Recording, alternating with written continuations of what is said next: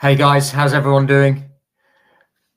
Very good, thank you. I think Good. I'm very blurred. Firstly, we're late to another live stream because there's all this stuff going on in the background. I thought the intro button was on a loop, so I thought it was just going to loop around, and then we're just sat here staring at each other. Boys, this is going to be a really good episode. This is episode 13 of the Carrot Lane Live. We're going to talk everything NFTs, Bitcoin, which kind of had a bit of a pump and it rotated into Ethereum. We're going to talk about Punk's strategy and some of the stuff happening in that ecosystem. But just how are you guys doing? Burge, you look a bit under the weather, my friend. Yeah, not doing so well. I can't hear you, Burge. I won't respond to that. Burge, I can't hear you. You're so under the weather, you haven't got any audio. Simon, how's your week been, bud? It's good. I just wanted to say, am I blurred? Are you blurred? Yeah, visually blurred. I mean, my face blurred. I have no idea, mate. That's good, because I thought between us, Burge can't speak and I can't be seen properly. And now Burge is gone. and I can't do any of the fucking technical stuff, mate. Well, to say one thing, I know it's non-NFT and crypto, but what is the problem with our country in the UK with weather? Last week, I was on a train for 4 hours, stuck in hardly any snow, and then got into a taxi, and then got marooned in a bit of snow, and then I had to walk to a hotel because I couldn't get home. There is a real problem with dealing with weather in this country. As soon as there's one snowflake on those roads, this country everything just comes to a fucking completely standstill. collapses. Burgie boy, how we doing, bud? Can you hear me? Perfect. Oh my god. Okay, perfect. I was showing sympathy. I was showing sympathy for you, asking how you were, mate. Yeah, it went from bad to worse. So I've been ill for the last few days, so not doing as good as Simon. So if I start coughing, I'll mute up. But I'm here. I'm here for the 13th Carrot Lane. I wouldn't miss it. And yeah, excited to get this one underway. Lovely. Guys, just for the 13 of you that have dived in here early, firstly, really appreciate the support. Secondly, do me a massive favor on whatever platform you are watching this, just give it a repost. The way that these live streams grow, and obviously the way that we can keep doing this, is if you guys are sharing it and you guys are watching, which is really amazing. A really good episode of the show. It does help when financial conditions have kind of improved with Bitcoin increasing. NFTs are a huge function of the Ethereum ecosystem, and ETH had a bit of a rip, and now it feels like NFT season is on the rise, guys. So we're just going to come straight out the gates here. Usually we kind of start with kind of market sentiment, but some massive purchases of NFTs on the timeline. You guys are big NFT bag holders. How are you feeling at the moment? Go for it, Burge. I'm seeing a lot of, as you said, a lot of sales. I've purchased a couple of NFTs myself over the past month or so. I'm kind of seeing this. I don't think it's the sentiment. It's kind of the sentiment before of like a pre-bull run, where people are speculating that things are going to get better. That maybe we're going to see a recovery in the NFT market after a few years. And if financial conditions continue to improve, I don't see why we wouldn't, to be honest. I mean, crypto has maintained at a pretty nice level as well. A lot of people, we're very quick to forget, right? We move on quite quickly in this space because every week feels like a month or a year. But we only have to go back to October, and people were saying, we had the biggest crypto crash by dollar amount, and people were saying it's going to tumble, it's going to keep going. I think Bitcoin went below, what was it, 90 or was it 80K, and then people were saying this is the start, it's going to keep going, and it's the major crash. But that's not happened. Crypto. Do you think that's the PTSD from last cycle? So people are just like, I think people have got this thing in their minds that they're like, oh, I don't want a round trip. And actually what they're doing is that they're missing the forest from the trees here, which is, guys, this is like the biggest fucking opportunity most people are going to get in our lifetimes. This is like the opportunity our parents had. Simon, I just want to bring you in here, bud. Obviously, we saw this Adam guy. Everyone refers to him as like Adam the billionaire. Apparently, he's actually very down to earth and a really nice guy. There's some of these big purchases on the timeline. I think there was a Good Vibes Club for about $150,000. There was the rare robot, which you, because you don't own a V friend yet, Simon, naughty boy. No, it's not peer pressure unless you do it.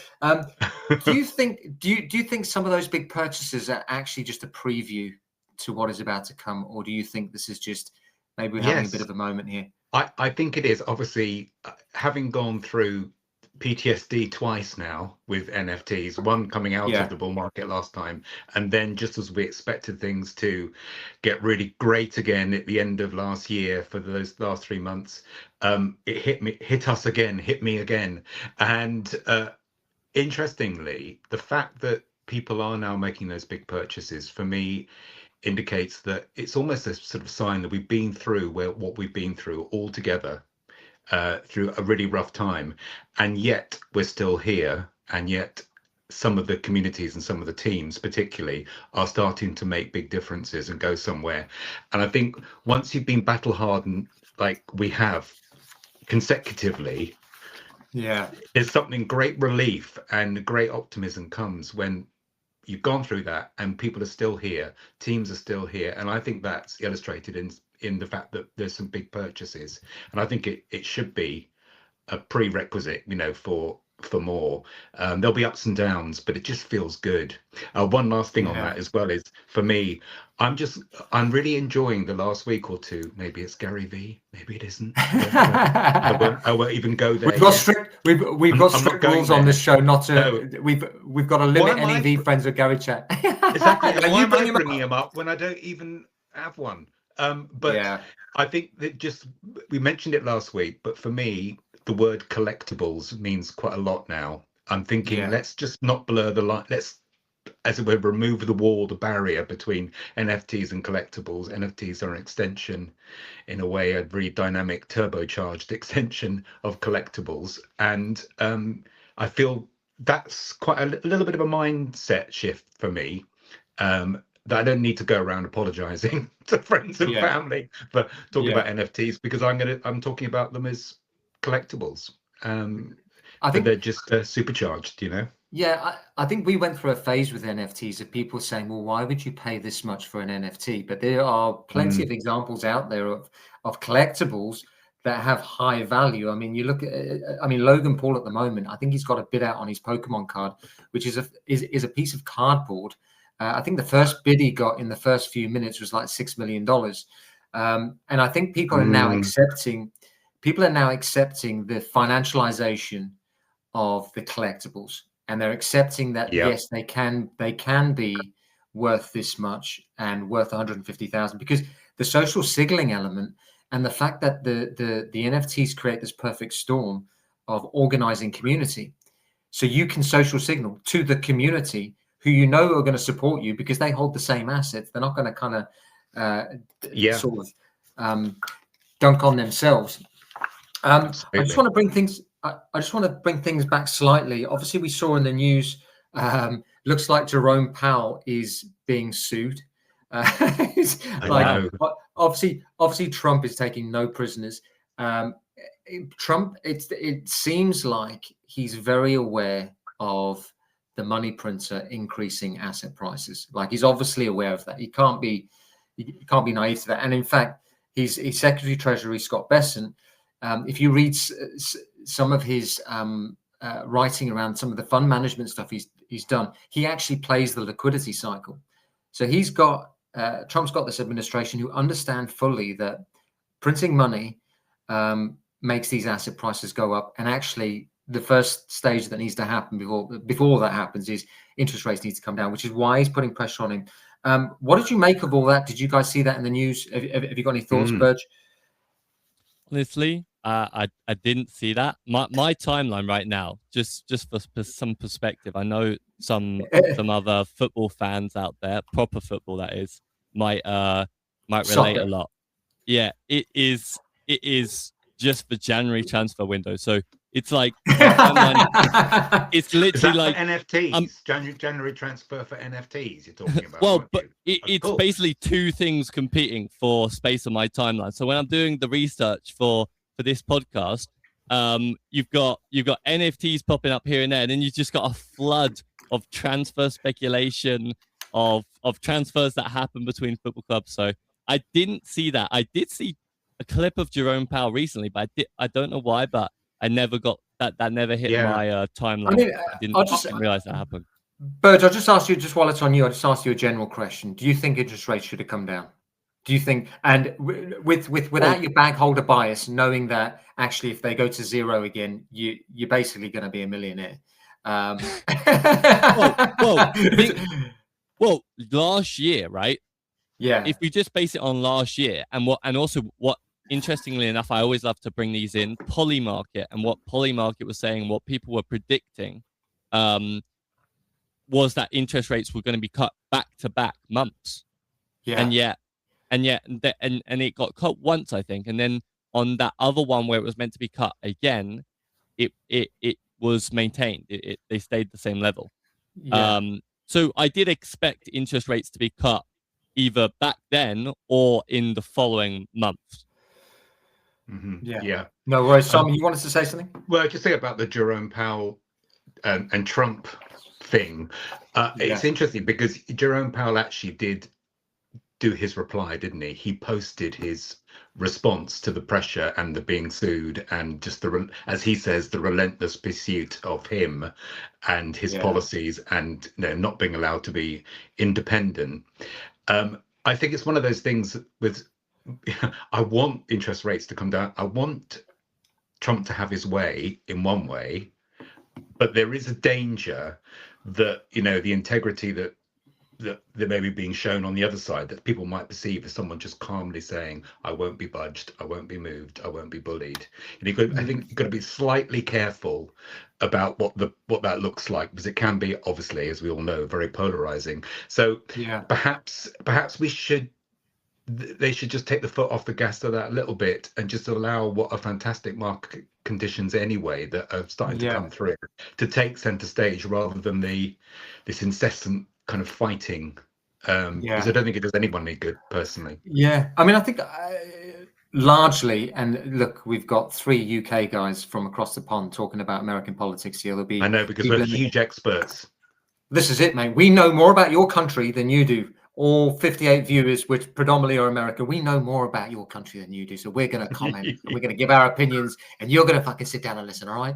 No, I'm only joking. One of the things I do notice is that the suing, the litigious nature of like suing people is very much used as a PR stunt. Like this thing with the BBC, like, Trump suing the BBC for $1 billion, it's not even worth $1 billion. Or whatever, I don't know. I can't even know. I don't even know people watch the BBC anymore. In fact, any time I say BBC, I think of the interview with Elon Musk and that James Clayton reporter, and he says, "Do you like BBC?" And he asks him, and he's obviously like trolling him because it's like big, and then obviously the last word's cock. he's like, do you like BBC? And then the guys is like, it's literally gone straight over his head. You've got a billionaire trolling a reporter. It's fucking crazy. Oh God, yes. I'm just going to stick on the coin side, and then what we'll do, just for the 60 viewers here, is we're going to move further down on the risk curve. It's going to be a real good show. We're going to dig into the nitty gritty of obviously the NFT projects and some of the stuff happening in the punk strategy ecosystem. Just do me a massive favor again. Just please share out this space wherever you're viewing it on, whether it's X, LinkedIn, Substack. Obviously, we've got a big audience on Substack, which a whole bunch of you on X aren't even aware of. There's an absolute fucking tidal wave coming for NFTs, and I think most of you guys aren't ready. In fact, I've just posted a video today. It looks like it's going viral, which is exciting. Just going to start on the coins. We have this interesting dynamic now where, there comes a stage where all of this stuff just rises optically. So a few of us, I don't know if you guys hold Bitcoin or Ethereum or Solana. Is there anything that you're doing in that ecosystem? Are you adding to any of your positions, or are you just feeling like, I just want to set it and forget it? Any thoughts on that, Burge? Because I know that you're deep in the NFT ecosystem, and there is no way you're sitting on ETH, mate, because once you're in NFTs, it's fucking impossible to have ETH. Yep, that's true. Actually, I'll chuck this one to Simon first. I think he's a little bit more involved. Well, yes, I am investing in coins, but they come in the form of NFTs. Whether it's Solana, whether it's Bitcoin, whether it's ETH, they all seem strangely to turn into NFTs, which is a very weird thing that happens to me. It's not a weird thing, and I've said this to people before, is that once you buy your first NFT, you don't go back. It's not like when you buy an NFT, you don't go, oh, this is a bunch of bullshit. I was showing someone last night. I was a friend of mine. They've actually joined the private group, and I was showing them how to buy their first NFT. It was a Max Payne, straight into it. I'm like, right, X copies the guy, and that excitement and that look on their face when the NFT lands in your wallet, it's like a transformation happens that is just different to coins that you can't explain. I keep cutting out the middleman, which is the coins, and going straight to, because I'm sitting there and I've got a little bit of money put aside or whatever I've done, and I'm going, okay, shall I buy some more Solana, buy some more Ethereum, Bitcoin, or whatever, or shall I buy that NFT? And I'm looking at them both, thinking, well, you can't even compete. I know it's more risky, I know it's less liquid. And I know I need to be more sensible about it, but I don't know if this reflects how other people feel. But I mean, okay, I would just one thing I'd say, I would sort of say that I do clearly not just go and buy any old NFT. I do vaguely look at it, and but that's what I'm trying to say to you. Factors. But that's what I'm trying to say to you is you can see something, and I think that reduces your risk with coins. You can see network adoption. You can see that financial conditions are improving, and also you can see what's closely tethered to Bitcoin, and that's kind of like your litmus test. NFTs, I can see that 87% of the supply of VFriends hasn't moved since mint day. That's VFriend Series 1. I can also see when I go onto X and there's these features on there, I can see that there's been about 2,500 posts a day on VFriends, and that's up from like 600. So I know that this combination of these attention flows colliding with people not wanting to sell, then you add in the this is going to be like 40 chess, like the guy that on the meme, he's like explaining on the whiteboard, but then you have the multiplier effect of ETH increasing with financial conditions. You have this perfect, so you can see it clearly, and then it just becomes, they just become the best risk adjusted thing. And Simon, you'll know from holding some of your NFTs is that actually the price stability has been quite good. After the initial drawdown, the price stability has been solid. After 1010, the price stability in some of the assets that I'm holding has been actually, all right, it's corrected like 20-30%, but it's not like coins. And this is why I think people, if you add the layer of social signaling with the NFTs, and you add the volatility element of the coin, the coins dropped by 90%. And I know the NFTs did, but they had price stability because there's a human on the other end of it. And because the asset's expressive, it makes it hard to sell. I agree. I was going to say, actually, I know you mentioned VFriends, so I won't go there yet unless it just comes up naturally, because I know there's this reluctance. I wanted to ask you too much about VFriends, but no.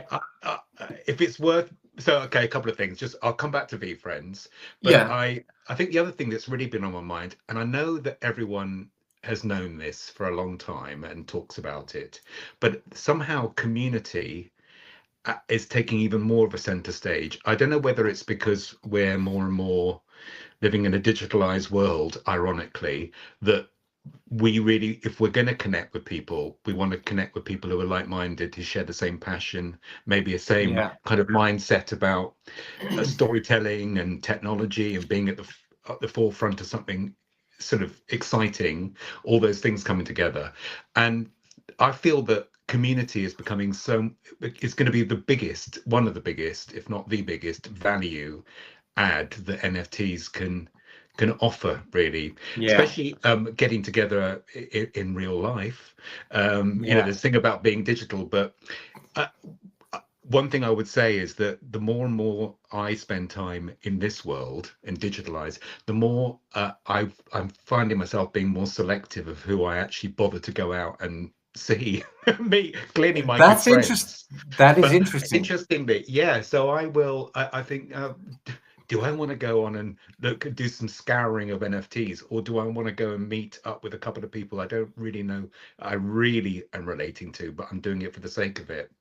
And I kind of choose the first one quite often. But the idea of either very good friends or meeting up with like-minded people who've got the same passions as I have, that makes me want to connect and get out. And that's what I think NFTs do. Like-minded people coming together with a shared passion, part of something that feels quite exclusive. That's a good point. One of the things you just touched on there is about, and me and you had not a disagreement on the timeline, but I said something. Someone asked me a question about, am I looking on any other blockchains? I do a lot of videos. A lot of it's centered around Ethereum. Then what you get is a whole bunch of people from Solana saying, well, what about this one? Some guy absolutely went in on me. He's like, how am I supposed to believe anything that you're saying? And like, I'm his personal fucking NFT advisor or something, just some randomer on the internet. If you don't even look at these other blockchains, and I think there is a whole bunch of merit in that. My stance is that we are already at the edge of the risk curve. And I think the effectiveness is actually understanding the projects and the businesses. Definitely. Within a certain ecosystem. I think Ethereum is the NFT platform. It would be remiss of me to say that the other platforms aren't going to be that as well. But Simon, you're on other blockchains. I know you do some stuff on Bitcoin. I know you're on Solana. Why did you branch out away from Ethereum? And what are your thoughts around that? I was getting a bit bored with that lull in the period after the bull market with NFTs, and I started just looking further afield and got really into particularly the Bitcoin ecosystem, just because I talked about it before many times. It's just got layers and layers of interest to it. But on a sort of a more macro scale, I think you said last week something really important, I think, which was you've got to don't spread yourself too thin. You've only got so much capacity. And so I think what I might have said in the post was something like, absolutely, we can definitely be selective, but it doesn't all have to be on one chain. Be selective about the quality teams and collections out there, largely on ETH, but don't discount what some great teams are doing elsewhere. So instead of thinking about as a chain, think about, I just want to be into the right communities where I feel connected and I feel the teams are doing something special. But I'll bring you in on this. I just want to counter that point. I kind of see these NFT ecosystems. Julian's just posted, and I'll pop it on the screen. Guys, if anyone comments, I will feature you up here, provided there's no swearing or whatever. Gary V has personally briefly interacted in a Bored Ape group chat recently. Right, that's interesting. I see the NFTs a bit like the TokenWorks ecosystem. If you adopted the strategy token, you then form a part of an index of other NFT ecosystems. And I'll compare this to the World of Woman one. World of WoW decided, for various reasons, I think they weren't featured in the in the initial launch, so they went off on their own, and that's fine. But I would never have got into Good Vibes Club or bought Vibester or bought Chimster had it not featured in the TokenWorks ecosystem. And I see the same with NFTs. If you have, it's an ecosystem play. The reason why I got into those is because I bought Punk Strategy. Now I'm going on the Punk Strategy site and I can see a whole bunch of them performing. And I'm like, oh, hold on a second. Although we got in on day one of launch because we're all in a private group doing it, whatever. So I kind of see it more like an ecosystem thing. Protect yourself in the ecosystem. So there is clearly, and this is where I'm going to contradict myself, but there's clearly a lot of liquidity in Ethereum, and there's also a shit ton in Bitcoin. and I know that's why you did the Bitcoin thing, which is I think Solana. Listen, there's going to be money in Who all of knows? this, and Yes. it's just your bandwidth. Bert, you got any thoughts on that? Bert, it looks like you want to say something. Yeah, I mean, firstly, I'd say Ethereum for me is going to be it's where all the premium NFT projects live. So, Yeah. you know, if you're looking at if you're hyper focusing on the blue chips or even just the top 5, let's say NFT projects, they're all Ethereum based. I think naturally that's where things are going to end up as well. Like, I think that's going to continue to be the case where the top NFT projects are on the Ethereum blockchain. But I do think we'll see 1 or 2 notable NFT projects on other chains as well. And you know, what we actually saw was some people with NFT projects that weren't doing so well. They actually bridged over. Yeah. Wasn't it To Bitcoin? gods? Yeah. Either Bitcoin or Oh, and Solana. Solana. Yeah, Yeah, Solana D-Gods, was yeah. a big one. Because remember, Solana was getting a lot of hype, and people. There was a couple of projects I remember porting over to Solana, and actually, I think I heard of even one project where it ported over to Solana and then back to Ethereum, because they thought maybe that wasn't the best idea.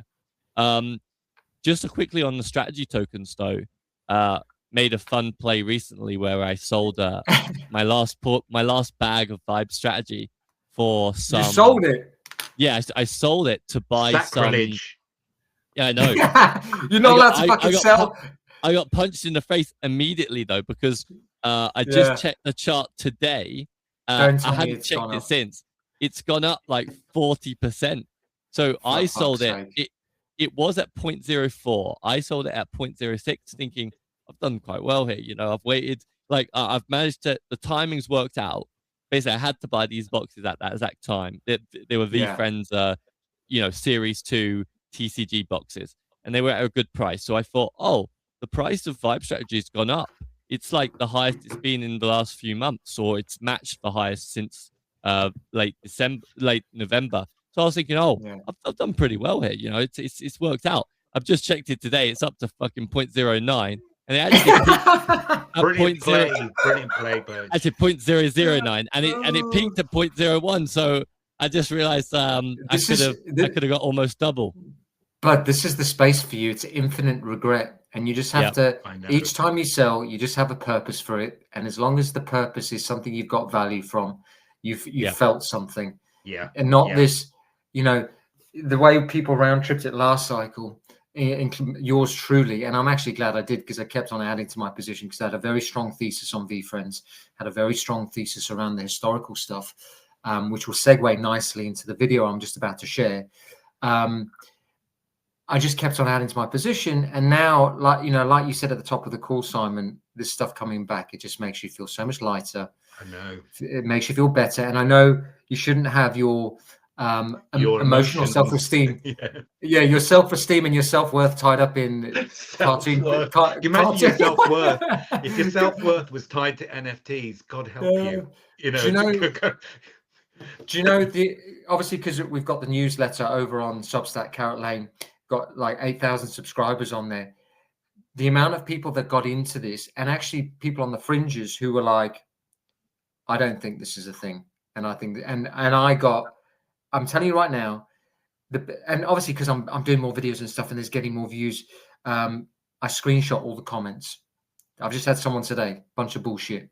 They're just like, and I'm just screenshotting it, because I know that there are people that say, listen, you just got to let those things slide.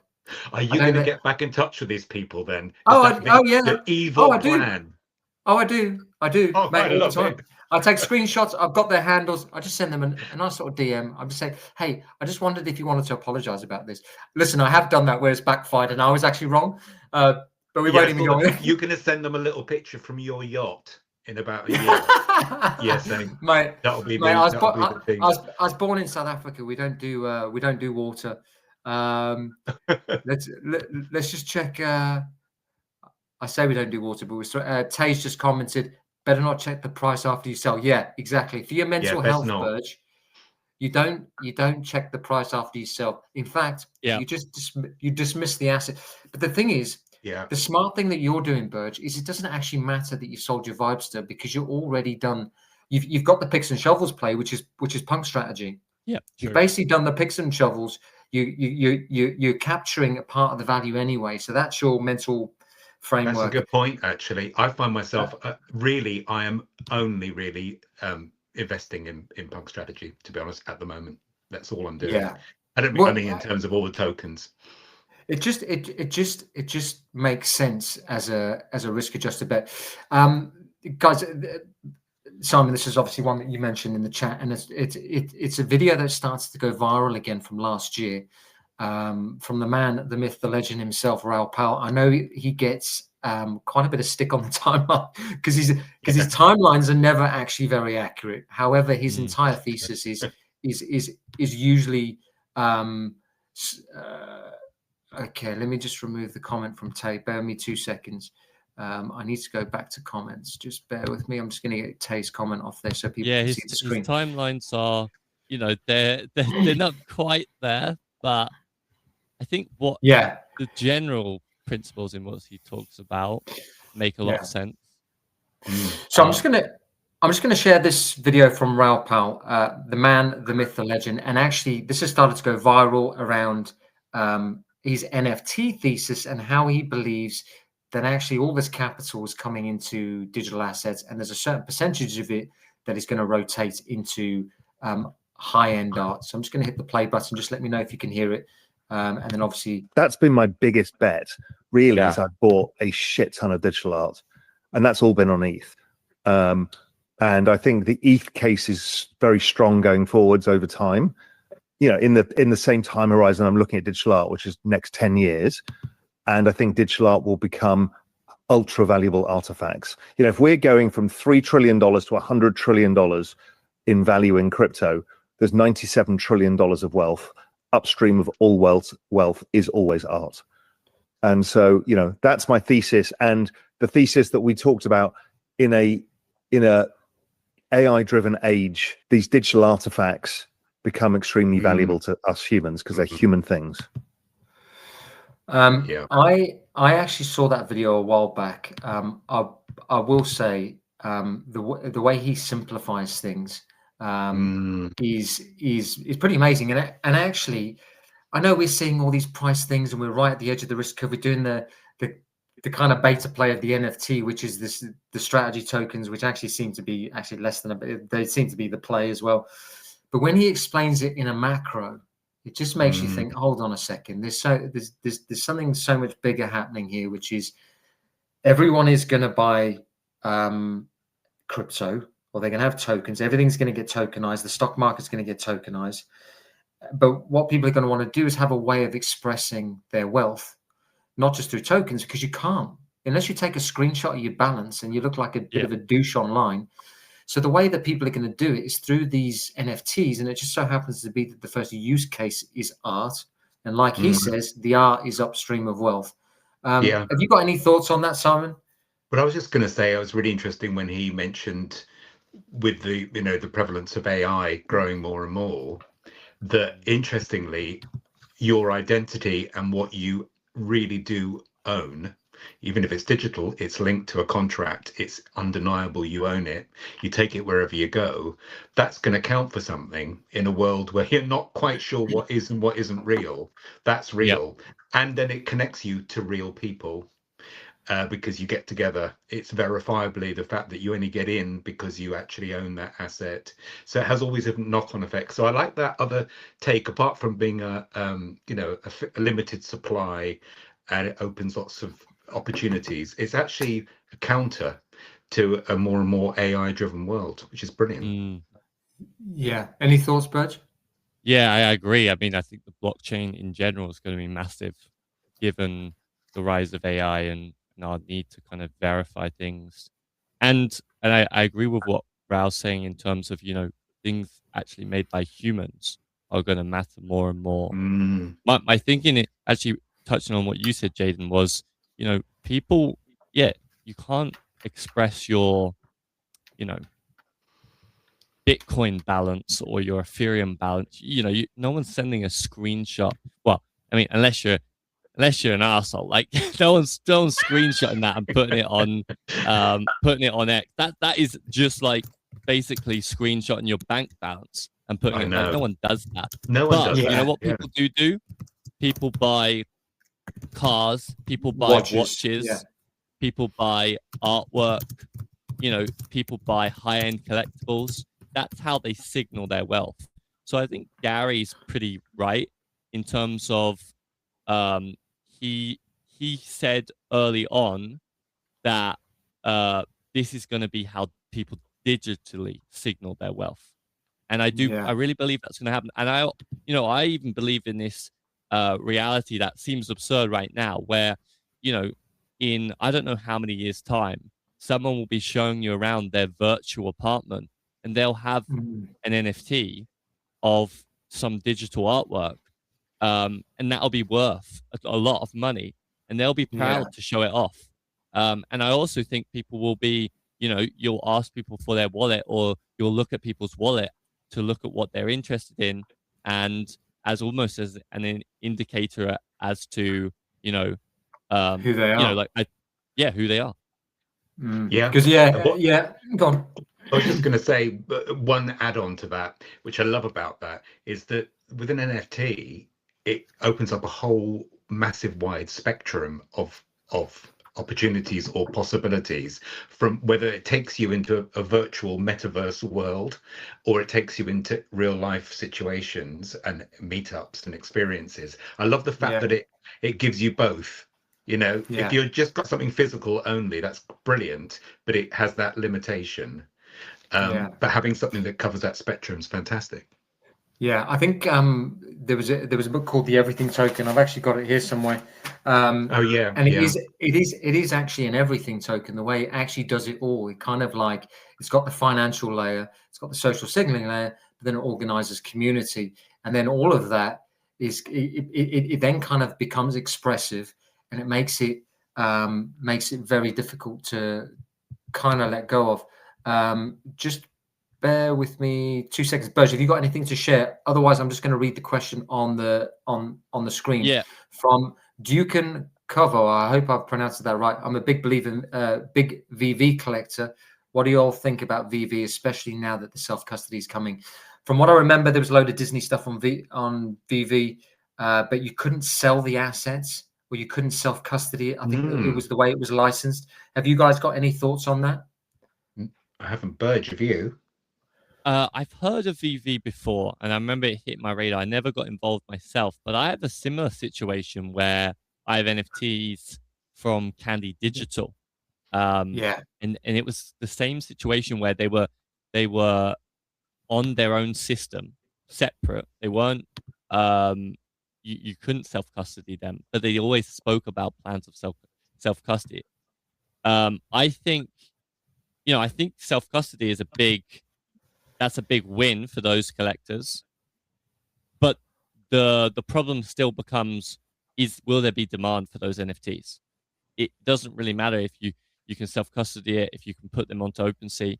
Is there going to be demand for those NFTs? Are you going to be able to sell them? I picked up loads of NFTs on Candy Digital thinking, when I'm able to sell these on OpenSea, I'm going to be able to make a big return. But now, when I think about it, these were of athletes, actually, like basketball players. Unless those players do extremely well, I'm not sure if they will accrue much value. Yeah, because I think most of the stuff that we're buying on Candy Digital were like rookie cards. So then, I guess the difference between those and the characters is the fact that you've got something real world to measure them against, because they're not very good at basketball. They have an injury or retire. It's not going to drive much value. Whereas with the characters, it's like it's open to interpretation, because it's how you resonate with the actual character. A lot of these collections have 10,000 of the same character, so it's like, if there's a community that resonate with it, then it's going to resonate with other people. Simon, you want to jump in there? We're just going to say, I would love to find out more about this, VV. It's been sparked my curiosity. So if there's any more information, I get drawn into these things. Excuse the phrase, but you're a slag for blockchains. You just love it. Listen, yeah, tell me what I am. Another way of putting it is a genius. In the UK, we say "dirty stop out." Yeah, no, but I'm such a nerd. The moment someone says something I don't know about, I'm really I'm sure that I love that. whoever it was shared it would be. I'd love to find out a bit more about that. Actually, talking about being a bit of a slag. As you said, I don't want to hear about your ex-girlfriend. No, none of that. I basically just wanted to say, and I know we're not going to mention VFriends too much because I have never invested in them. That's why I don't mention much. Yeah. But both of you have basically forced me, just through the sheer weight of discussions about it, to make me put bids out on some. Is it season 2 VFriends season series 2, and I've gone down a bloody rabbit hole of intense nature. Yeah, I you got to decide your character. And I have to say, when you were saying about character, IP and characters and names, obviously I was getting that, but I think now I've had a chance to spend 2 days of precious time analyzing every feature, character, is it scene, all these different things, pose. I've gone down a rabbit hole. I've put about 1 billion bids out. No, I put a lot of bids out because I actually really want one now. Yeah. Simon, can I just suggest something to save you a lot of pain? Yeah, you'll send me one. Yes. No. Oh, listen, if Gary V's listening, he can send you loads because he's got loads. All I'm saying is just buy it. Just buy a floor token. Don't overthink it because these bids, you're competing against bots. Hey, you're competing a bit and just buy it. It's like $200, mate. But can I just say one thing on that? I don't know about anyone else who's in this space, but once I get hooked on, part of the joy of it is looking putting the offer at on the different permutations and the little traits. Okay. The fine arts. I like it. And I'm kind of thinking, can I get one that's above the floor price, which A, I really love, but I like the look of it, and B, it has the traits that make it more future proof. And can I spend 10 hours putting in offers to save me $23? I'm just going to go think. Overthink mode. I'm just going to chuck this just to take the attention off of us, Burge. I'm going to tee this up for you, my friend. You're going to say what you're going to say. You can see is just put. What do you think about VFriends? We're not going to make this a VFriends super show, although they probably should sponsor the newsletter because we're fucking doing free marketing for them. Burge, what were you going to say? No, I was just going to say there is a sense of it makes a lot of sense of what Simon's saying and why you do that, which is at least back in the day, maybe not with a series 2, especially if you was looking at a series 1, I think it would make even more sense to do the research. The reason why is because you do all that research, you find a character that you like, and you decide to buy it. If it's actually a character that you like or fell in love with, you're much, much more likely to hold that through any volatility than, for example, for a lot of people out there, if they bought a floor series 2 and it went down 30%, they'd probably just sell it. And they might miss out on, the pump that happens over the next year that we think will happen. Series 2 or Series 1. So I feel like I get why a lot of people buy NFTs and hold them for a long time. And it's because they actually bought something that they really fell in love with, and they struggle to sell it. And it can be a pro and a con, a gift and a curse, because sometimes you end up round tripping it and you should have sold it when it was 20 Ethereum. But equally on the flip side, sometimes it's fallen 70% and you're not selling it because that's your character and you actually enjoy owning it, and you enjoy being part of the community as well. So you don't want to. Well, building on that, Burge, just to say, building on that, if I go and buy a VFriends just straight off the floor just to have one, that's fine. I'm not so sure how attached to the community I will be. Yeah. Versus taking 6 months. No, taking a long time. No, but taking Hopefully quite a not long 6 time. months. No. It'll only be a couple more days at max.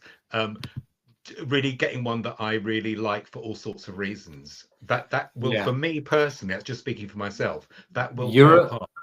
We all come at this from different angles. Simon, you're a purist, my friend. You like to savor the taste. You know, when you go to a steakhouse, mate, you just go for that lean fillet, you know, but I'm just going for mass. And I'm looking at asset allocation here. I'm like, right, how can I squeeze the juice out of this? And I think I'm in between. You're in between. For a change, you're in between. And if anyone dived into this live stream right now, they think we're talking about something of a sexual context. We're not, guys. Because if I'm in the NFT project, if I think it's going to go up, right? Birds is in the middle. Eiffel Tower, Simon. if I'm investing in an NFT project because I think it's going to go up, but I'm purely really financially driven, and I'm looking and if it went up double or 3 times, then I'd sell it. Then I don't care what NFT I'm really buying. I'll buy the floor or as cheap as the cheapest one I can. I'll put an offer, a collection offer. But for example, if I was buying a Good Vibes Club, I don't know if I would be so much like that. I think I would be more wanting to enter the community and buy one that resonates with me. So it's kind of like it depends what my objectives are with buying the NFT. Like obviously there's always an underlying financial incentive or motive, at least on my end, because of course you don't want to buy something that appreciates. You want to buy something that appreciates. But if I'm purely buying it to flip it for a 2x or a 3x in a couple months' time, then I don't care which one I'm buying. I'll buy the cheapest one possible. But but I'll caveat that because I do look at the traits, Simon, and if there's like a slightly rarer one that's on the floor, then I will look at picking up something like that, or even a rare one on the floor. I'll be like, well, I mean, might as well pick up a rare one than just any old one. It's funny. It's funny you say that because I have PTSD from minting some of the projects I did, and what I did was have that same framework in 2021 because I was like, oh, let me see if I can get a slightly rarer one. But the problem is that you pay a little bit extra for the slightly rarer one, and it sits just above the floor, so the middle gets squeezed. And you both know this, is that the floor is the most liquid part of the collection. We're right at the edge of the risk curve with this stuff. So it's either buy the rare or buy the floor. But if you get stuck in the middle, you're kind of wasting, or you're not optimizing your. I agree. Capital allocation, and then it becomes. Could you squeeze 2 floor tokens in versus 2 of them in? My thing is, at the moment when there's lots of farming going on, it kind of really devalues some of the rarer ones. If you go onto World of Women, for example, and you can see some really, and other collections, such rare ones near the floor, on the floor, I just feel that that's not great. And but when things are moving forwards and upwards, and everyone's really it's getting really hot, people then probably do get more selective, don't they? Because they want to go for it. They're not flipping. They're not flipping so much. I hope that at some point we can get through this phase of the farming a bit more. With I think is attributed to the OpenSea and things like that, with the ongoing. Which reminds me, I have got to flip something because I want to get open another chest. But I have a bit of a thing about if I'm going to buy one, I rarely buy just off the floor, and that's probably just a really rubbish investment strategy. But I buy ones I really want because I have a great propensity to buy and a terrible ability to sell. Well, this is the thing. I'm a fantastic investor, clearly. But this is the thing. It's like the thing that people don't understand about this space is it's like a trifecta. It's like people don't want to sell. There's the built-in supply friction of the assets, so they don't want to sell. The multiplier effect of Ethereum and then the attention flows create this like perfect storm of these things going to astronomical prices, which is why a whole bunch of people they were saying things on the time like, oh, we'll never have 2021 again. We're going to have 2021 times 10. Like, what the fuck are we talking about? People will have, there'll be a period here where people have PTSD around these assets, and no new collections will come in. So then there will be outsized demand for the original supply that's in here. There'll be a flight to safety for a whole bunch of people that were in NFT projects that are a bunch of bullshit, where the founders haven't done anything. It's quite clear to see who has been executing, like the Chimpers, the Good Vibes Clubs, Bored Ape Yacht Club. I'm gonna miss a whole few, and I'm gonna get abused on the internet. I don't give a shit. V Friends. No, I don't. I'm so numb to it now, Simon. I'm just gonna address Tay's comment on there. He says, "Do you guys use ChatGPT or whatever AI when researching NFTs to buy?" Tay, I don't use that. I actually like the joy of going in the Discord. My spidey senses now actually just it's actually, and Sam, you could dive into this because you are very good at spotting good projects as well. I think we kind of get to the same answer but in different ways. I believe it's the founder's ability to drive demand. Then you look at who they are, what they've done. You know, Luca Next had a marketing background. He didn't have a marketing background, but he was a self-taught marketer from a young kid and did some really successful things. Gary Vee is a marketer. He's one of the best in the world. There's all these people that came into the space that did really well originally. So that's kind of like the secret sauce.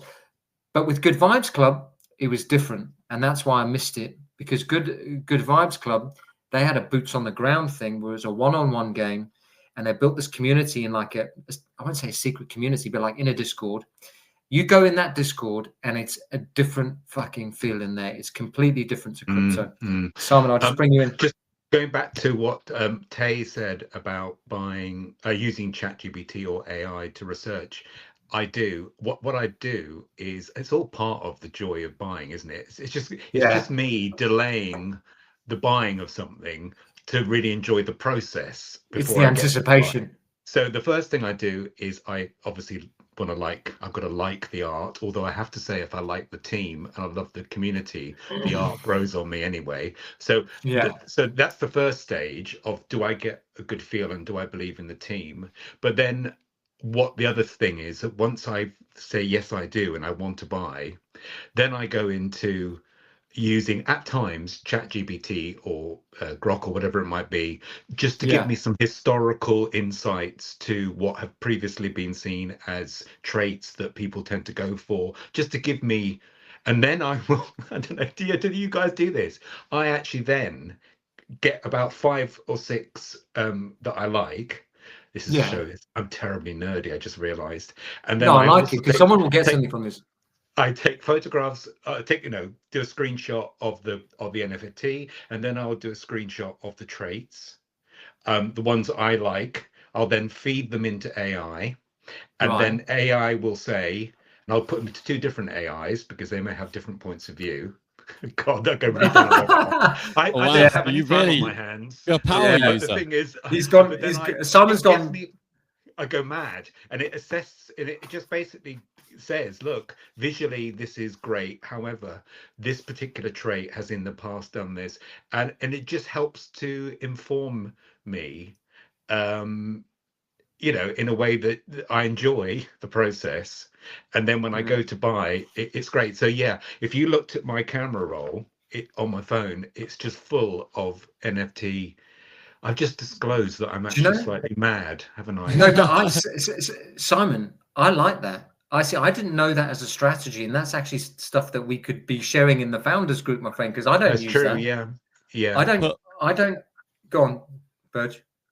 No. I was just gonna say, personally, I don't use I wouldn't use AI, or I'm not against using AI in this kind of situation, but for me personally, right now, I don't feel like I would trust AI to lead me the right direction in terms of investing. Even if it was NFTs, crypto, or if it was traditional investing with stocks, I just don't believe it's good enough right now to like, I think especially if you don't know what you're doing, right? and you're like, oh, is this a good NFT? It will probably just tell you that it's a good NFT because it likes to affirm and it likes to kind of agree with you on a lot of things. So if you say, oh, does this NFT look good? Even if it looks like absolute shit, it will probably be like, well, it's not too bad. Actually, I mean, I could you're see... right. Actually, I have to say, I've had a bit of challenge from Grok. You know, I said, what do you think about this? When I go, no. Yeah, no, really? It's funny. Now, what was that about? But the thing is, I would never get it to tell me which collections to go for. Yes, yeah. But when I've got down to the some people might, then I'll use it. Oh, they might. But they what might. you're And saying, I'm talking about the granular moments.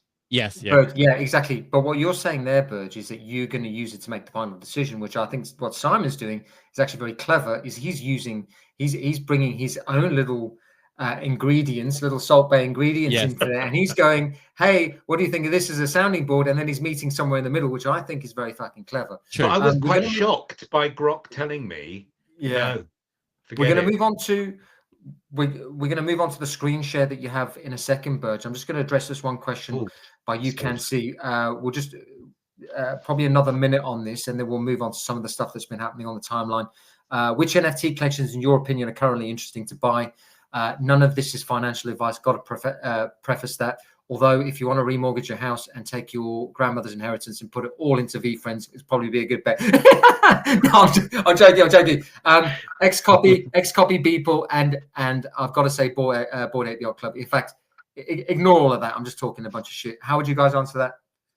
Burge, go ahead. I mean, for me, it's quite clear. Like I'm such a VFriends maxi. VFriends is definitely one of them. Curio cards. I think it's just a ridiculously underrated, undervalued historical project. But the thing is, Gary Vee could get hit by a fucking bus. True. And then we're all screwed. I think that it almost becomes a hedge then.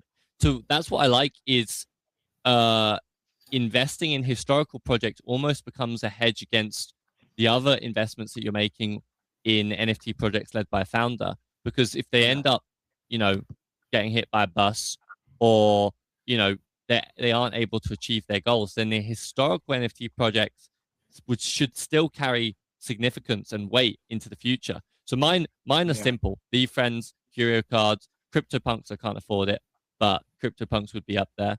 And then I'd speculate. I'd look at Good Vibes Club. I'd look at potentially WoW. I would look at maybe even Crypto Strikers. Is a very, very unknown project for a lot of people. So that's what I would look at. Lovely. Mate, I've just moved on to the screen grab that you've done. The timeline has been loud around the NFT stuff, and it's mainly been driven by some of the big purchases.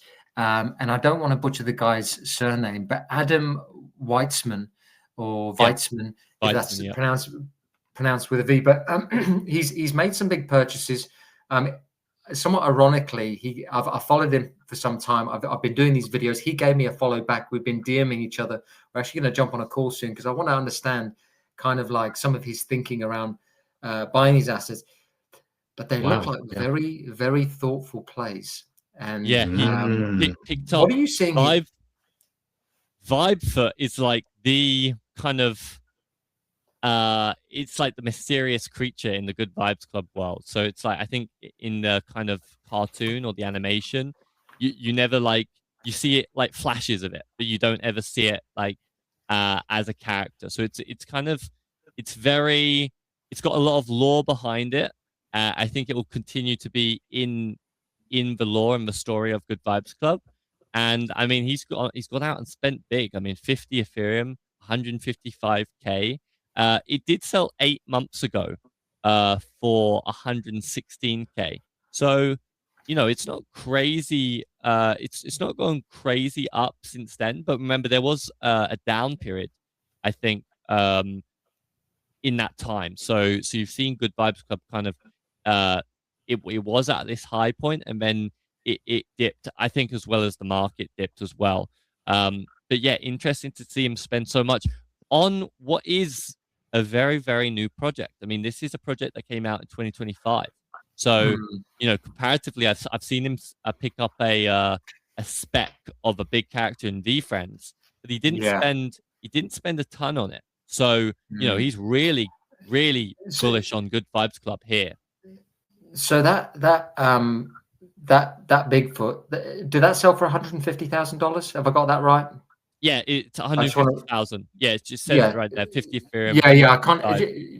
Yeah, so for anyone outside of the space, it doesn't seem like I'm sharing these things on Instagram. People don't understand the logic in collecting something like that. How would you explain to someone now? Obviously, we understand the space. The way I see it is, Good Vibes Club, they've been building this project up. You say it's only been around 10 months, but they already have a revenue generating business.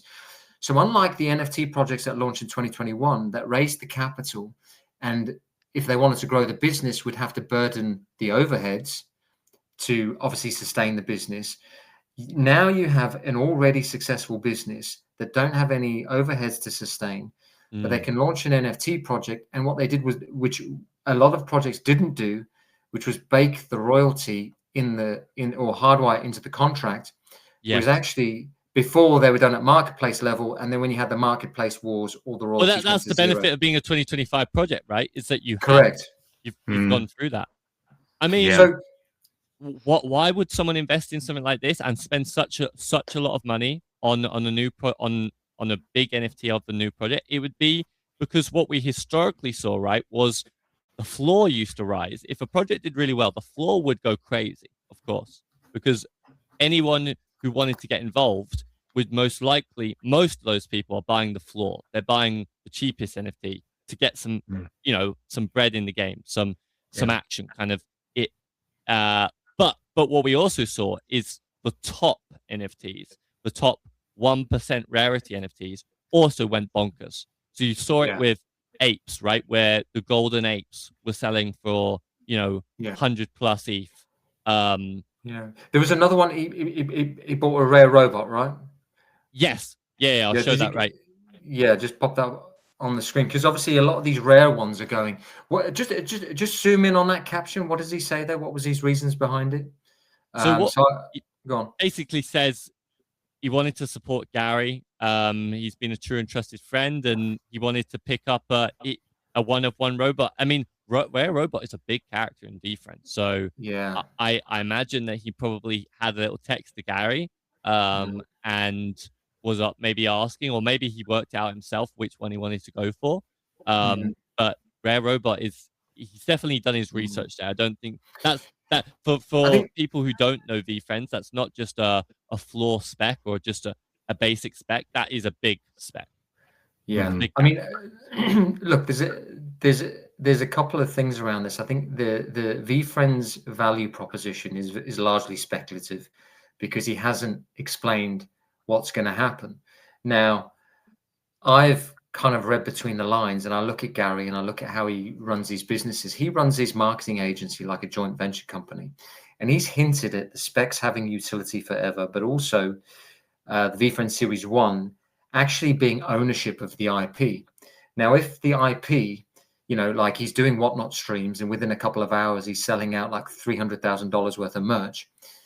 If you hold the token, and let's say we get to a stage with this Clarity Act and the rules and all these sorts of things that you can actually get royalties for holding the NFT, and the IP then becomes profit making, then holding these things, you've just got to ask yourself, well, why wouldn't he feed value back to the holders if they're paying 13, 14, 15 ETH for these assets? Now, if Rare Robot goes on to be Mickey Mouse,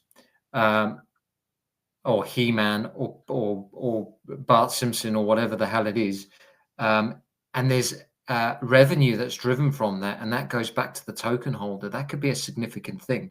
But it's interesting. He runs his marketing company like a joint venture business. So instead of just going to businesses and saying, right, I'm going to do your marketing for you, what he does is he says, if you give me some of your shares in your business, I'll help your business grow, but then I get some of the economic share of the upside. If he runs that same playbook with VeeFriends, and this VeeFriends thing does become a bit of a thing, and it does become successful, this could be a fucking banger. Yeah. But then the question becomes, do you think he has the ability? Simon, you've been waiting very patiently, my friend. No, I just think we should talk about VFriends now. Yeah. Okay, good. Yeah, That's how good to move on. segue. Let's I tell you what, it did spark a little bit as a thought for me. Obviously now I've got more into it. I understand the characters and Yeah. what you meant by No, seriously, Simon, let's move on. of it. But but briefly, you know, when you mentioned that kind of the next whoever, He-Man or whatever it might be, I think that's clearly potential there. And there are other collections which are also moving in that direction. Like without going on about them again, but Claynosaurs, for example, are producing I don't know how many short series videos which are going to be going out shortly. They've got a big contract, you know, they've got all that going on, and they will become potentially very lovable, attractive characters that people follow. So I'm really loving the fact that some of these collections are thinking in that way, that they're bringing us to the next level with their NFTs, which I think is what I'm really excited about. Vibe in the Good Vibes Club, it's the same thing. Yes, Chimpers, you know, etc. So there's some really good stuff going on. So Tay, who you can see by his profile picture, he also has a one-of-one spec, which is a curious crane. But he says, why wouldn't he get a punk instead? He probably has a punk. But then I'm just looking at Tay's next message. He goes, just checked his wallet. He only has one punk. I'm just like, okay. This is the thing about snooping in Web3. It's allowed. I know. Yes. It's not. I love it. To today's question, I mean, I guess it's a valid question, because we do think punks are, you know, the top project. Punks usually have a lot of dominance on the NFT market, but I think it's tough here because yes, that he spent like a lot of money on that Vibefoot NFT, but that is like top 3 NFTs in the Good Vibes Club collection. So he's basically making a play that if Good Vibes Club does extremely well, even if the NFT market recovers and punks also do well, he owns one of the top NFTs of Good Vibes Club. Whereas compare that to, it would only be a floor punk, right? That he'd be picking up 150k. Maybe he could go slightly above the floor, but it wouldn't be any crazy rare crypto punk. So, you know, I don't know what will outperform, but if Good Vibes Club is definitely more risk. But if Good Vibes Club becomes one of the top NFT projects, then I could clearly see that Vibe Club being worth, you know, 200 Ethereum. Yeah, I mean, look, I think people buy for different reasons, and if you are someone who someone of means, a lot of it comes down. It probably leans more towards the social signaling side of things, because you've probably got to a stage with wealth where you're just like, it doesn't actually mean as much to, I guess, other people. It still means something, but then the social signaling element means more to communities. It may be in the same way that people had like the apes, and they were building businesses around it or generating attention. I mean, I'm sharing my ape on LinkedIn and it's getting like 100,000 impressions. And I'm saying my own, and I'm talking about the story of why I bought it and all these sorts of things, which is interesting. I was just going to say that, you know, there's so much money swirling around it. It's ridiculous. I think that's the thing with crypto and NFTs. I know it's often said in posts, etc., that guys, you know, just translate it back to real money. Yeah, it is completely crazy in some ways, and it's quite. I have to remind myself, pinch myself sometimes, thinking, you know, I'm not of that wealth level clearly, yet I'm still been in this ecosystem for such a long time, and I do think those big buys are fantastic, and you know, really signal something for this ecosystem, attracting just people who, you know, have limits on what they can spend, and seeing it as a really fantastic place to be, partly the community, partly like-minded people, whatever it might be, owning something that feels special, not knowing where we're going to go next with the technology, the storytelling. Those are the things that you want to attract just, quote, ordinary people, you know, who are enthusiastic about this kind of thing. And sometimes I look at what I'm spending, and I can spend a bit, which is good, but I go, God, so that was quite a lot. In real terms, that's quite a lot. just spent, you know, $1.5 grand on Yeah. I think that little picture of a chicken. You know, yeah, Yeah. yeah. I But could have bought many real life chickens for that. So, you yeah, know, you could have eaten them as well. I could have eaten them. I don't know why I just said that. But the other thing about this is that Adam Weitzman, he is at the frontier now of what is going to be potentially a golden run in NFTs. And what people will do is they will Yes. remember this moment of Yes. some of these significant players who bought some of these assets that were on the timeline. And I'm not saying it's down to him solely, but the attention flows that his purchasers got have led to more posts about it on the timeline, because I've seen the data. But then it's also led to more buying flows from other NFT projects, which has kicked off this thing. I think the TokenWorks ecosystem had a little bit to do with that, because it's fed more people into NFTs because there's a lower bar to entry.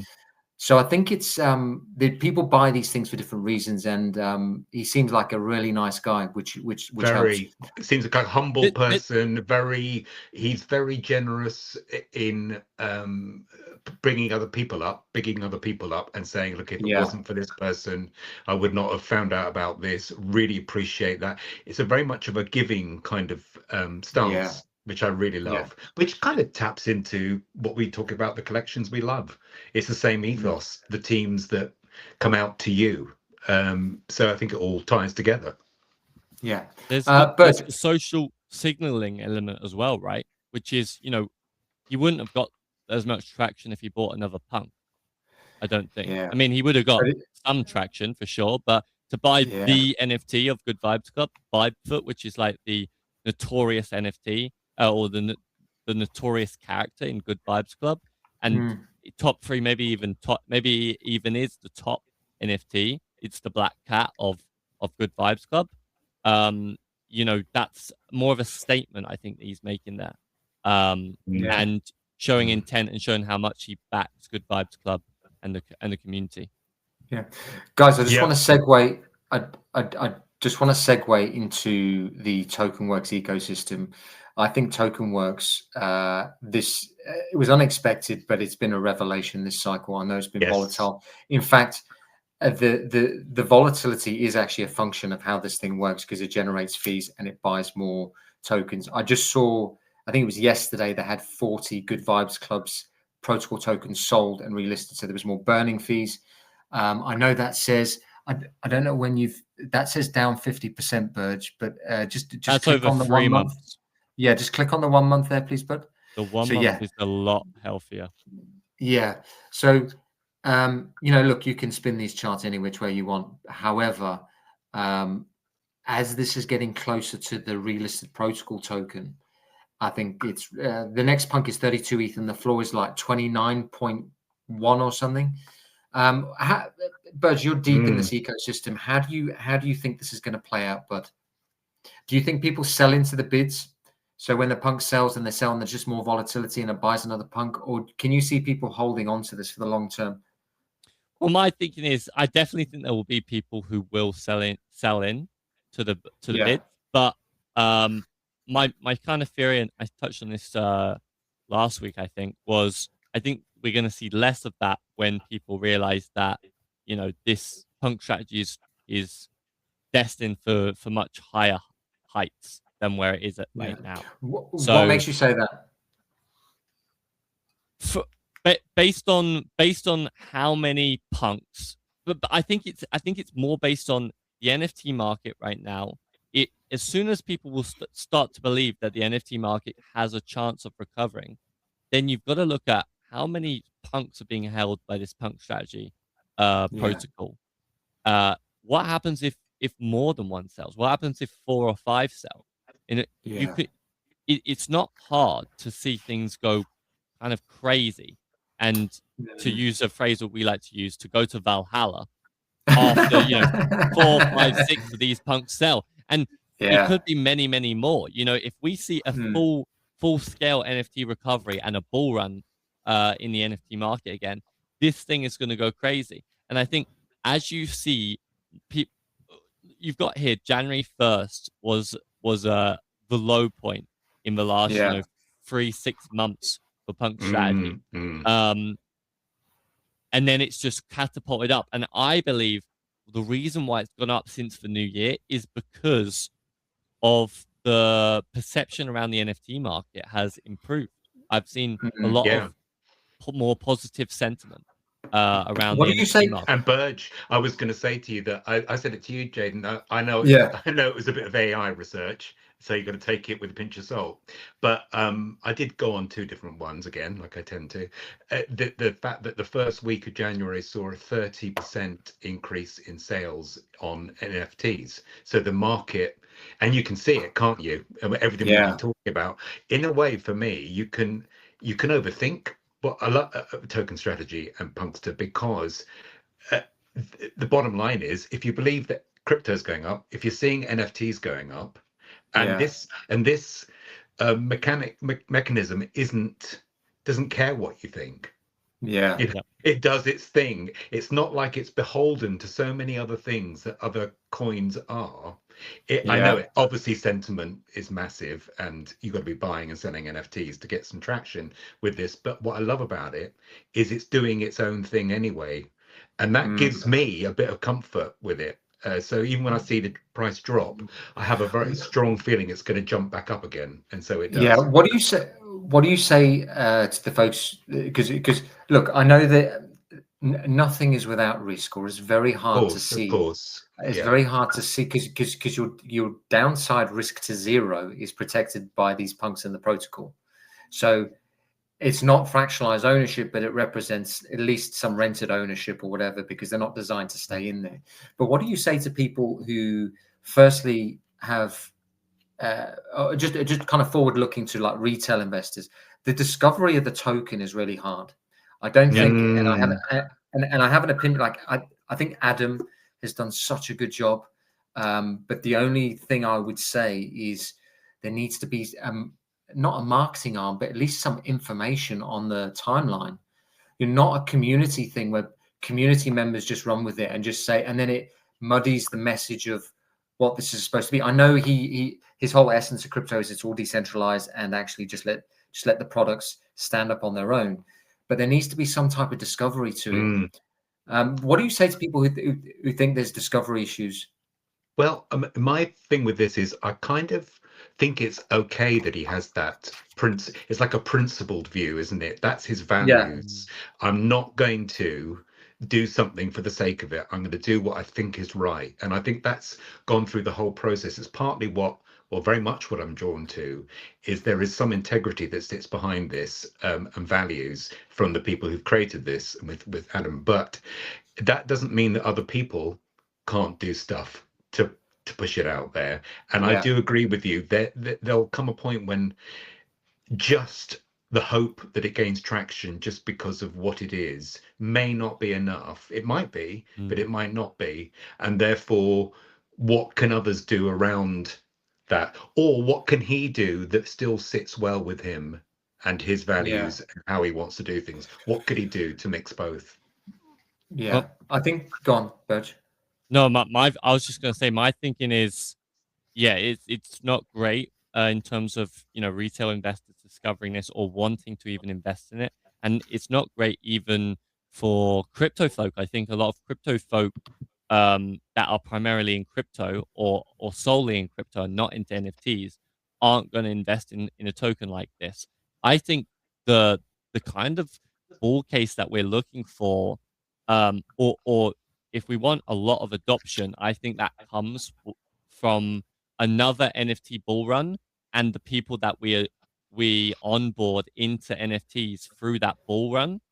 And then the people in NFTs are the people who are going to be prime candidates for adoption of the strategy because they're the ones that really get it.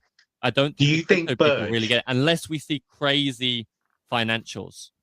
Maybe I was going to say, do you think that weirdly, even though we're here, we are very early with this, I was just wondering, both of you, whether it will actually take quite a dramatic sort of channel back up again for it to then start to catch attention elsewhere. Yes. That in fact, yes, you're thinking, why didn't you get in earlier, everyone? Well, price is the best marketing tool. Price is the best marketing tool. Yeah, so that will happen at some point. This does a 10x, which is very fucking easy. And then people might not get believe into it.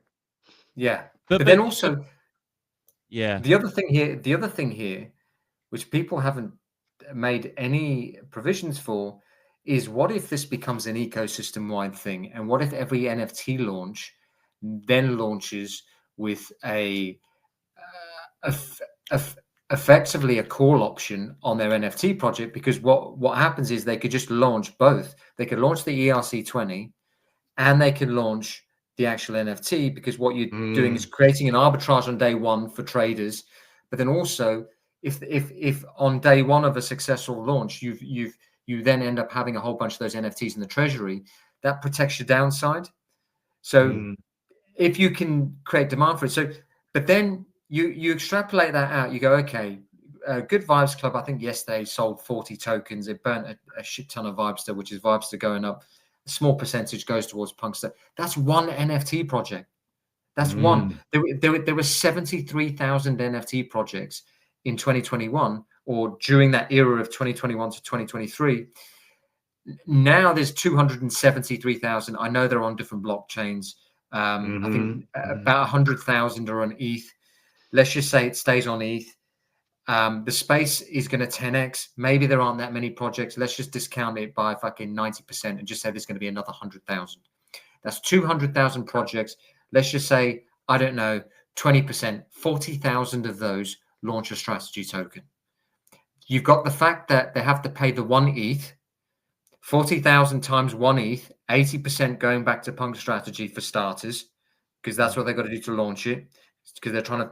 Then you've got the fact that, let's just say a certain amount of them are going to sell a shit ton of their NFT. I just think this could go to market cap levels of like 10 billion or 15 billion. I don't think there's any middle ground here. I think this either goes to 10 billion, 15 billion, or something happens and it doesn't fucking work. That's kind of where my head is with this. But I don't think there's a middle ground here. I think there might be later down the line. Let's play this out. Let's say, for instance, the volatility is the feature, the benefit and the feature that allows this thing to work. I think if the volatility goes, we become stuck. Let's say, for instance, I say we, Punk Strategy. We. Let's just say. Oh, we all own it. You own it now. It's mine. I screenshotted it. So basically, let's say Punks goes to 100 ETH. And then the relist amount is the 1-2 times premium, and then you got a whole bunch of Punks listed at 120. It hasn't really worked like that because it's been more staggered because there's the volatility. But if the volatility goes away and Punks become more stable, then I think that may create an issue. However, like you said on the last stream, Burge, is that the bigger the amounts, the bigger the news events become. So if a Punk's 100 ETH and ETH's at 10 grand and a Punk is $1 million, and one Punk sells and it burns all of the Punk Strategy token, that is a fucking huge news event. And people are going to, in the anticipation of it, and it makes you want to hold it for the long term. And actually, everything is dopamine, because if it drops by a lot, let's say it goes from 100 ETH and it drops to 60 ETH, that volatility is going to generate more fees. And then you're going to get Punks listed at between 160 ETH. Or 170 ETH. So it's going to be interesting. There's a lot of unknowns to it. It is. It's so much fun.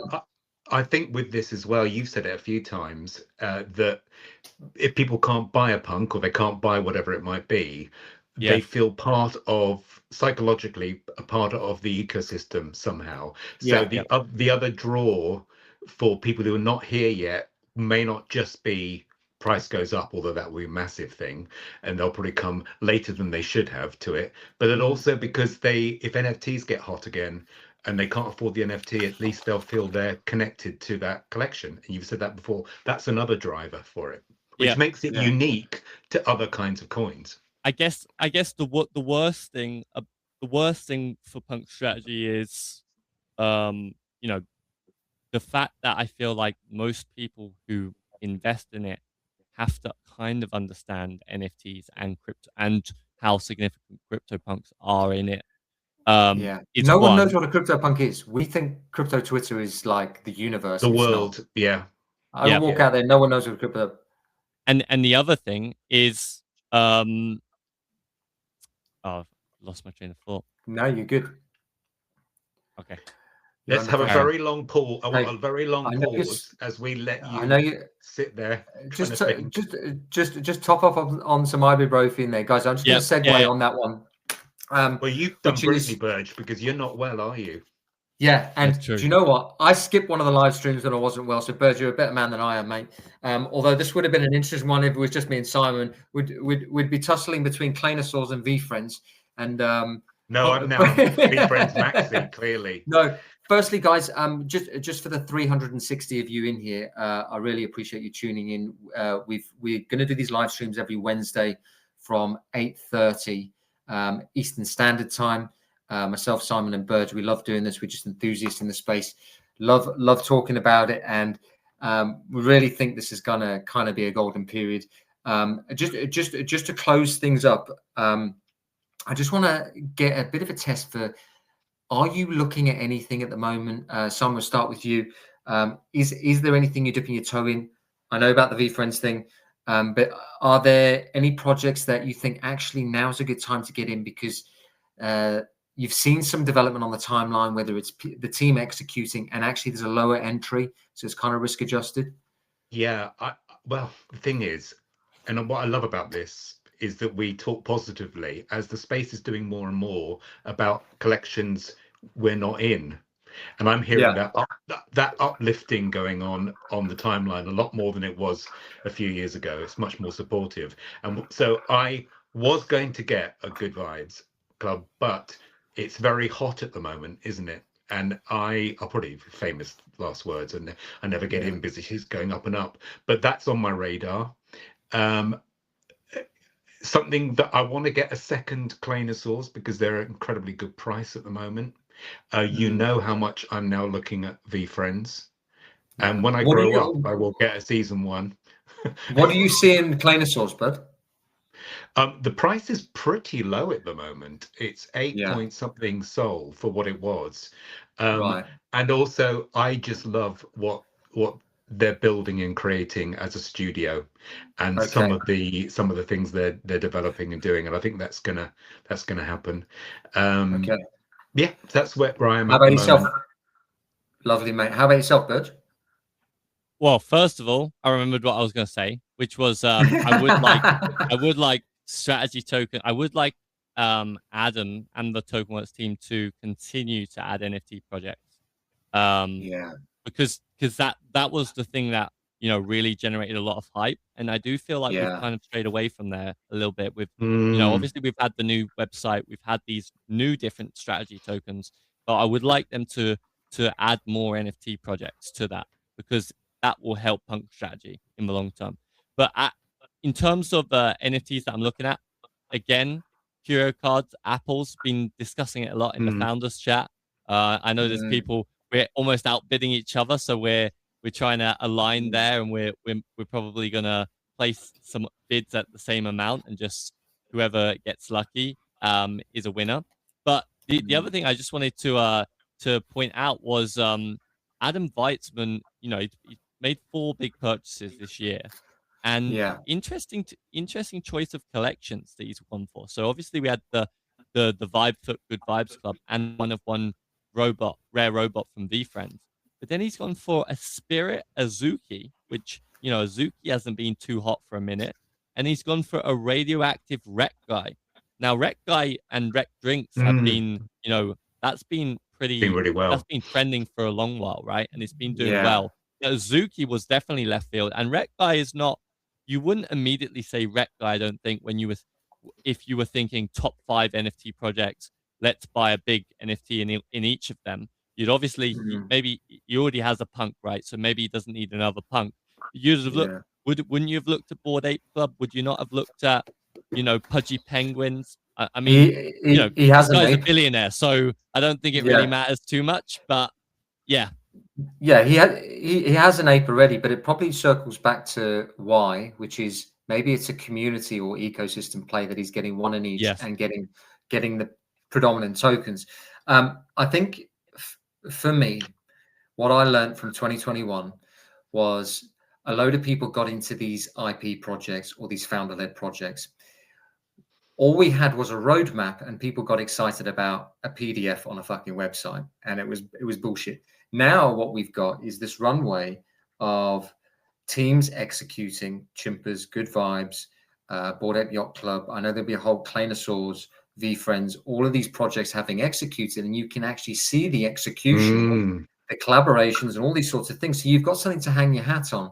And I think the ones that lean into the strategy tokens, but then also you can see that they have a revenue generating business to feed or market by their own token, which feeds the NFT, which then, and I know people hate saying it, but feeds the flywheel and keeps everything in the ecosystem. That's the value add that goes back to the NFT holders. So that's one category. And I think that still comes with its risks. You know, these founders can die, and then, yeah, I like the two sets of brothers because there's actually data out there to show that when brothers are in business together and they can work together, they usually it's a lifetime thing. This is going to, so they're in it for the long haul. And all the NFT projects require is a Lindy effect. Have they survived and been battle tested? And each new cycle, it increases their chances of just being bigger and bigger in the future. But for me, what I saw in 2021 was we had this huge hype phase around these IP projects. And then what people started to do is make a flight to safety or a flight to more thoughtful plays, which was the historical stuff. And because the historical stuff has no marketing or branding or hype around it, it doesn't really have those. It did have parabolic rises, but it's the more thoughtful play because they don't need to do anything. You know, you've got Xcopy and Beeple. So I heard this phrase once. You've got CryptoPunks, which is left curve, and you've got Xcopy and Beeple, which are right curve, and everything else in the middle is mid curve. So at least capture the left curve and the right curve. But in the middle, you might be having fun, but it's where you're going to take the risk. But the historical stuff, I think, is left curve. It's just like keep it simple, stupid, capture the trend. Curio cards is a fucking obvious one because it just predates CryptoPunks. So that for me would be one I'd be looking at and dipping my toe in. But also remember, like, the space is about having a lot of fun. And I have to say, just from my point of view, anyone who's been here for the last 5 years or more, having gone through what we've gone through, I wish everyone all the very best because I think it's deserved. Whatever might be coming that's really positive. God, we've been through it. We've earned our stripes, I think. If one person in my life says it's luck, they're getting chimichangaed in the Adam's apple. Yes. Mid NFT bull run. And then I'm going to take a screenshot of my JPEGs, round trip it again, and then we'll be back at square one. Back to and have no money at all. Yeah, that'd be great. Yeah. Amazing. Chaps, just want to say great show today, folks. Look, Birds, are you trying to share something there? Yeah. This is really funny. It's a segue. It's kind of like, some people, Simon was saying earlier about, how ridiculous it is spending, $1,500 on a JPEG of a chicken. Well, I mean, usually when you're minting NFTs, it's a lot less than that, right? But obviously when you buy on secondary market, it can be absurd. This is just something funny. Lego set here. I didn't quite show it. Guys, can you give me a guess on how much you think this Lego set costs? There's 6,800 pieces made so far. I think it's on pre-order, so I think they'll make however many are bought. How much do you think this Lego set is? Just the way you're speaking, I'm going to go high. Okay. I'm going to go $10 a Lego. piece. So $10 a piece, 68 grand. Oh no! Sorry. Oh, okay. Okay, sure. Yeah. I'm just going to go high. I'm not going to do the fake aim low and then you surprise us. $10. Okay. That gives me a little bit. It is 580 pounds, which in dollars is about 750. I mean, I know Lego's going to go crazy, you, mate. But this is from Lego itself. We're minting it from Lego. It's not even secondary yet. Wow. And I said the other day, didn't I, that they're now building technology into Lego. so it makes sounds, etc. when you're building it and when you've I created wonder if whatever you've created. I wonder if it's one Right. of those. It might be. It might be. Burge, Oh. I'll be brutally honest with you. I was hoping for something a bit more. I thought you were going to say, listen, this is It sold fucking for rare. $1 million. It just shocked me. I saw it on my There's- timeline. I thought I have to share that. There were people who walked on horseback for 600,000 miles, and 20 people died making this thing. I thought that's what you're going to come out with, and you come out with £569. You kidding me? but it makes you think. NFTs. Maybe Simon feels a little bit better now at chucking $200 at Defense Series 2. Yeah, you keep adding offers on, mate, while it goes to like doubles in price in the next probably 2 weeks. So Tay's gone sponsored by Lego today. I think Burge is probably sponsored by Lego, because we've had a couple of mentions of the old Lego, haven't we? Maybe we should use a different physical IP that we compare NFTs to. Oh yeah, good idea. Maybe like, I don't know. I don't know what else though. Simon's when he does that, Burge, when Simon does that, he's basically saying shut the fuck up. Not at all. Not at all. He's basically saying shut up. Guys, I've really enjoyed today's show. For the 384 of you that have joined us, really appreciate you.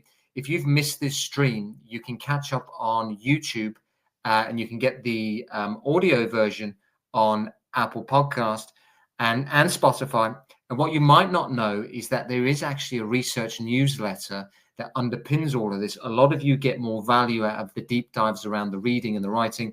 And all you have to do is go to carrotlane.com/subscribe. It's free to join. Pop your email in. And then what also happens is you get the recordings sent to your inbox, so you never miss a live stream like this. Chaps, it's been really good fun catching up with you. Until next week, we'll see you then. Cheers, guys. Cheers. Take care, everyone.